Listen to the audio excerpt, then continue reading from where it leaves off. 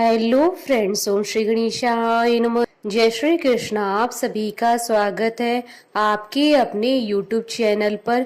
Friends, आज हम आपको इस वीडियो में बताने जा रहे हैं ज्येष्ठ पूर्णिमा का शुभ मुहूर्त, पूजा विधि, पौराणिक व्रत कथा, महत्व, ज्येष्ठ पूर्णिमा के दिन धन लाभ और सुख समृद्धि के लिए किए जाने वाले उपायों के बारे में। फ्रेंड्स, वीडियो शुरू करने से पहले आपसे रिक्वेस्ट है, अगर आप हमारे चैनल पर नए हैं और आपने अभी तक चैनल को सब्सक्राइब नहीं किया है तो प्लीज सब्सक्राइब कीजिएगा चैनल को, साथ ही प्रेस कीजिएगा बेल आइकन को, जिससे नए वीडियो से रिलेटेड नोटिफिकेशन आपको तुरंत प्राप्त हो सके। और वीडियो पसंद आने पर वीडियो को लाइक और शेयर जरूर कीजिएगा ताकि सभी भक्तों को इस वीडियो का लाभ प्राप्त हो सके। और कमेंट बॉक्स में जय श्री कृष्णा जरूर लिखिएगा। हिंदू धर्म में पूर्णिमा तिथि का विशेष महत्व माना जाता है। प्रत्येक माह में जब शुक्ल पक्ष में चंद्रमा बढ़ते हुए पूर्ण कलाओं में आ जाता है तो पूर्णिमा होती है।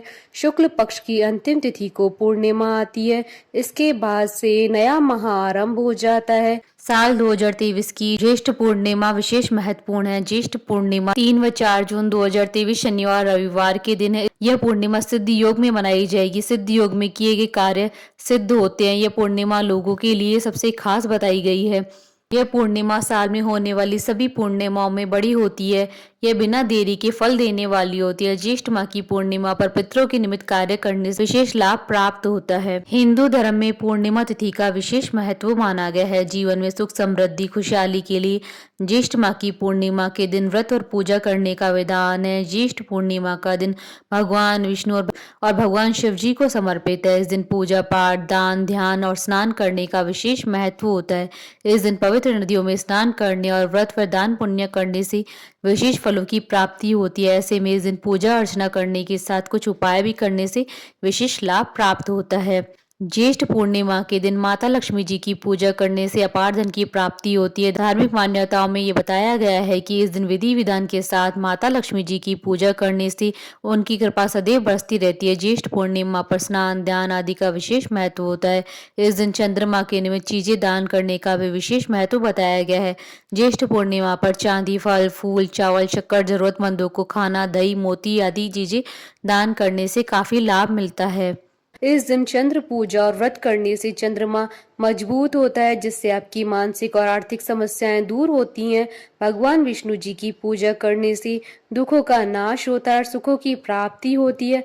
पूर्णिमा तिथि पर व्रत रखकर विधिवत भगवान विष्णु जी का पूजन करने और चंद्रमा को अर्घ्य देने से आपके घर परिवार में सुख समृद्धि बनी रहती है। यह तिथि माँ लक्ष्मी को भी अत्यंत प्रिय होती है, इसलिए इस दिन श्री हरि के साथ लक्ष्मी पूजन करने से दरिद्रता का नाश होता है। ज्येष्ठ पूर्णिमा को वट पूर्णिमा के नाम से भी जाना जाता है। इस दिन वट सावित्री व्रत की तरह ही वट वृक्ष की पूजा की जाती है।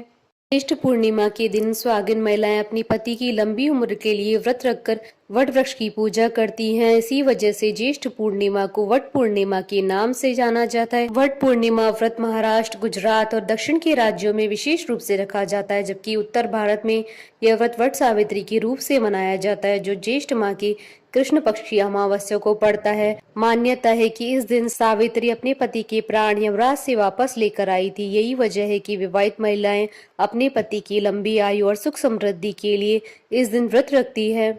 ज्येष्ठ पूर्णिमा के दिन कबीरदास जयंती भी मनाई जाती है। फ्रेंड्स, अब आइए जानते हैं ज्येष्ठ पूर्णिमा और वट पूर्णिमा के शुभ मुहूर्त के बारे में। हिंदू पंचांग के अनुसार साल 2023 में ज्येष्ठ पूर्णिमा का व्रत 3 जून 2023 शनिवार के दिन रखा जाएगा और स्नान दान की पूर्णिमा 4 जून 2023 रविवार के दिन है।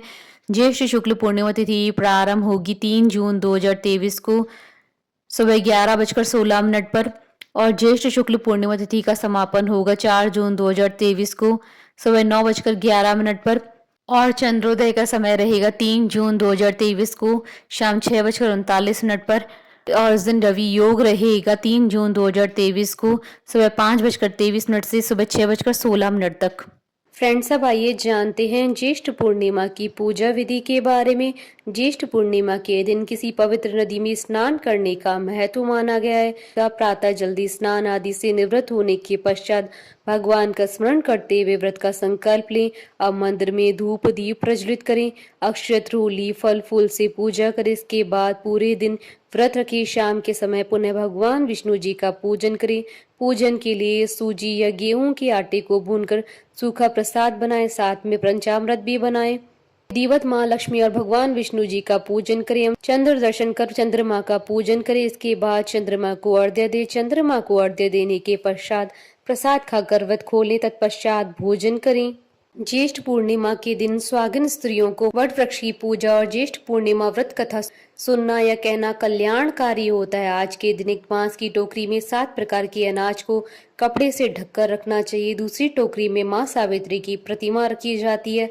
उसी के साथ ही धूप दीप अक्षत कुमकुम आदि पूजा सामग्री भी रखी जाती है। माँ सावित्री की पूजा कर वट वृक्ष की 7 परिक्रमा लगाते हुए मौली का धागा वट वृक्ष में बांधा जाता है। इसके बाद निर्धन व्यक्ति या ब्राह्मण को श्रद्धा अनुसार दान दक्षिणा प्रसाद के रूप में चने व गुड़ दिया जाता है। फ्रेंड्स, अब आइए जानते हैं ज्येष्ठ पूर्णिमा के दिन किए जाने वाले उपायों के बारे में। ज्येष्ठ पूर्णिमा के दिन चंद्रोदय के समय दूध में चीनी और चावल मिलाकर चंद्र के मंत्रों का जाप करते हुए चंद्रमा को अर्घ्य देने से धन संबंधी सभी समस्याएं समाप्त हो जाती है। सभी इच्छाओं की पूर्ति के लिए ज्येष्ठ पूर्णिमा के दिन दूध में शहद और चंदन मिलाकर चंद्रमा को अर्घ्य दें। ज्येष्ठ पूर्णिमा के दिन 11 कौड़ियां माता लक्ष्मी को चढ़ाएं और उन पर हल्दी का तिलक करके दूसरे दिन अपनी तिजोरी में रख लें।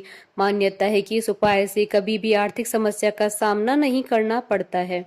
ज्येष्ठ पूर्णिमा के दिन माँ लक्ष्मी जी की पूजा करनी चाहिए। मान्यताओं के अनुसार इससे सभी समस्याओं से छुटकारा मिलता है।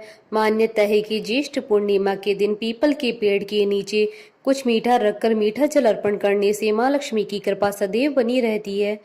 फ्रेंड्स, अब आइए प्रारंभ करें ज्येष्ठ पूर्णिमा की व्रत कथा। देवी पार्वती जी ने कहा, हे देवताओं के भी देवता जगत के पति शंकर भगवान प्रभास क्षेत्र में स्थित ब्रह्मा जी की प्रिया जो सावित्री देवी है, उनका चरित्र आप मुझसे कहिए, जो उनके व्रत का महात्म हो और उनके संबंध का इतिहास हो, एवं जो स्त्रियों के पतिव्रत्य को देने वाला, सौभाग्यदायक और महान उदय करने वाला हो। तब शंकर भगवान ने कहा, हे महादेवी, प्रभास क्षेत्र में स्थित सावित्री के असाधारण चरित्र को मैं तुमसे कहता हूँ। हे माहेश्वरी, सावित्री स्थल नामक स्थान में राजकन्या सावित्री ने जिस प्रकार से उत्तम वट सावित्री व्रत का पालन किया। भद्र देश में एक धर्मात्मा राजा रहता था जो सभी प्राणियों के हित में तत्पर रहता था। उसका नाम अश्वपति था।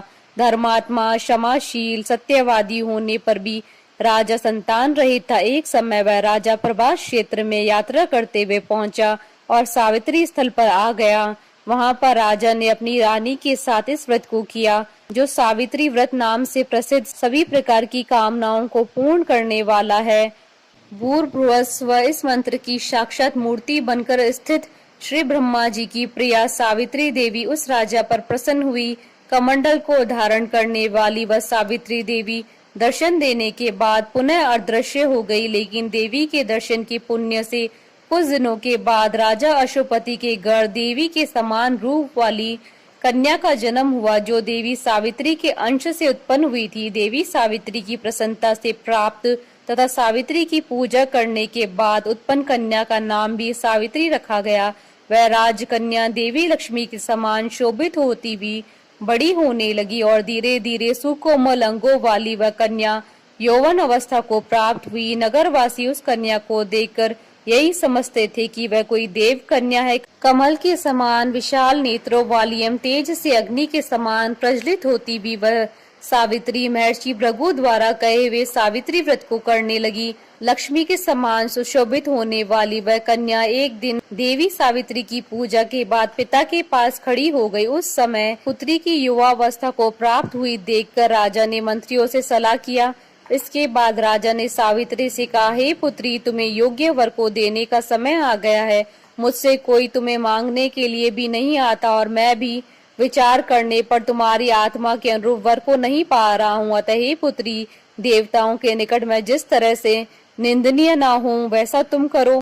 मैंने धर्म शास्त्र में पढ़ा और सुना भी है कि यदि पिता के गृह में रहती हुई विवाह के पहले ही जो कन्या रजोधर्म से युक्त हो जाती है उसके पिता को बड़ा पाप लगता है। इसलिए हे पुत्री, मैं तुमको भेज रहा हूँ कि तुम स्वयं ही अपने योग्य वर ढूंढ लो, वृद्ध मंत्रियों के साथ शीघ्र जाओ और मेरी बात को मानो। इसके बाद आप जैसा कहते हैं वैसा ही होगा। ऐसा कहकर सावित्री घर से निकलकर राजऋषियों के साथ तपोवन की ओर चल पड़ी और वहां पहुंचकर माननीय वृद्ध जनों को प्रणाम करके सभी तीर्थों और आश्रमों में जाकर पुनः मंत्रियों के साथ सावित्री अपने महल को लौट आई। यहाँ सावित्री ने पिताजी के साथ देवर्षि नारद जी को बैठे देखा। आसन पर बैठे हुए नारद जी को प्रणाम करके मुस्कुराती हुई जिस कार्य के लिए वन में गई थी सारी बातें कहने लगी। सावित्री बोली, हे नारद जी, शाल्व देश में धर्मात्मा दुम्तसेन नाम से विख्यात एक क्षत्रिय राजा हैं जो देव योग से नेत्रहीन हो गए हैं। रुक्मी नामक उनके एक सामंत ने उनसे राजपाट छीन लिया है। वह अपने पुत्र और पत्नी के साथ वन में रह रहे हैं। उनका पुत्र सत्यवादी और धर्मात्मा है, उसे ही मैंने अपने पति के रूप में वरण किया है। नारद जी सावित्री के वचनों को सुनकर बोल पड़े कि हे राजन, सावित्री ने यह बड़ा कष्टप्रद कार्य कर डाला। बाल बुद्धि होने से इसने केवल गुणवान समझकर सत्यवान को वरण कर लिया। सत्यवान मिट्टी के घोड़े बनाता है और घोड़े का चित्र भी बनाता है, इसे उसे चित्राश्व भी कहते हैं। सत्यवान दान और गुण में रंती देव के शिष्य के समान है, ब्राह्मणों की रक्षा करने वाला है और सत्यवादी भी है। राजा यताति के समान उदार, चंद्रमा के समान प्रिय लगने वाला है, रूप में दूसरे अश्विनी कुमार के समान और दुम्तसेन के समान बलवान है। लेकिन उसमें केवल एक दोष है, दूसरा कोई नहीं कि सत्यवान आज से ठीक 1 वर्ष पर शीर्णायु हो जाने से देह त्याग कर देगा। इस प्रकार नारद जी की बात सुनकर राज्य कन्या सावित्री ने राजा से कहा, राजा, लोग किसी से एक बार कोई बात कहते हैं, ब्रह्मवेता एक ही बार कहते हैं और एक ही बार कन्या दी जाती है। ये तीनों कर्म एक ही बार किए जाते हैं, बार बार नहीं। दीर्घायु हो या अल्पायु, गुणवान हो या निर्गुण, वर को एक ही बार वरण कर लिया, अब वह दूसरे वर को वरण नहीं करूंगी।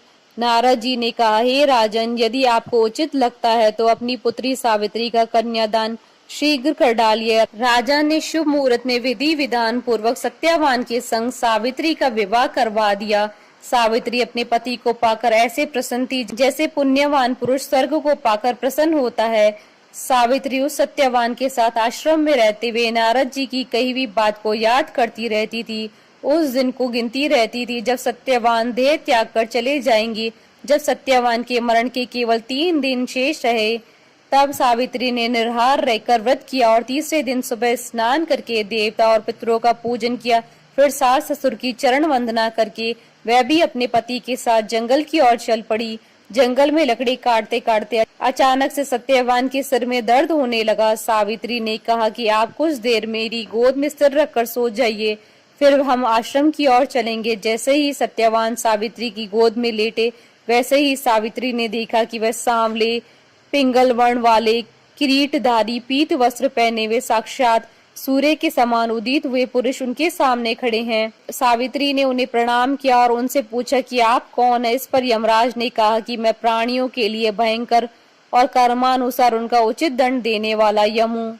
सो हे पतिव्रता सावित्री, समीप में पड़े हुए तुम्हारे पति की आयु समाप्त हो गई है, इसे यमदूत पकड़कर नहीं ले जा सकेंगे, इसलिए मैं स्वयं आया हूँ।